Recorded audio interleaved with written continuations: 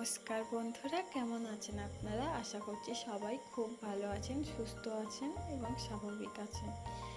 আজকে আমার ব্লগটা এখান দিয়ে স্টার্ট করছি। আর আজকে আমার শ্বশুর মশাই বাজারে যাবে পুঁই শাক, লাউ শাক আর কলমি শাক নিয়ে, তাই ভালোভাবে ধুয়ে পুকুর ঘাটে সানের উপর রেখে দিয়েছে।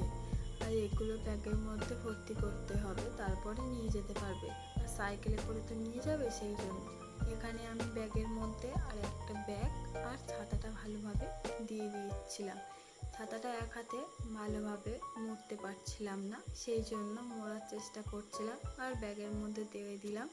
এখন ভালোভাবে মুড়ে নিয়ে এখন এটা ব্যাগের মধ্যে দিয়ে সাইকেলে দিতে হবে। আর এখানে আমার শ্বশুরমশাই কলমি শাকগুলো ভালোভাবে ব্যাগের মধ্যে ভরে নিচ্ছিল, যাতে না ভেঙে যায়। লোকগুলো খুব কচি কচি তো, সেই জন্য